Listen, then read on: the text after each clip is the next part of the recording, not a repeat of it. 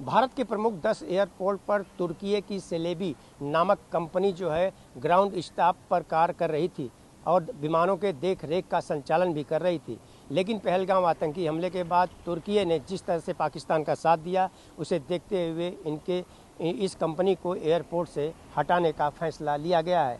इसी मामले में देखा जाए तो यह कंपनी जो है हाई कोर्ट का दरवाज़ा खटखटाई है।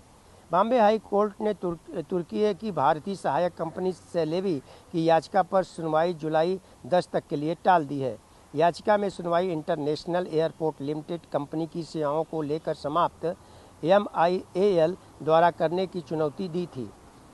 भारत में कुल 7 हवाई अड्डों में याचिकाकर्ताओं और उनकी सहायक कंपनियों की सेवाएं रद्द कर दी है, जिसमें मुंबई, दिल्ली और चेन्नई आदि के हवाई अड्डे शामिल हैं।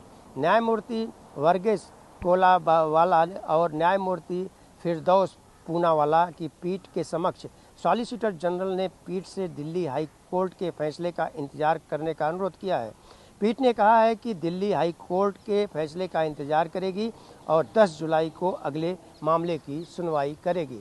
मैं आपको बताना चाहूँगा कि तुर्की की जो सेलेबी नामक जो कंपनी थी, वह भारतीय हवाई अड्डों के रख रखाव और वहाँ पर ग्राउंड का कार्य और मैकेनिकल काम देख रही थी।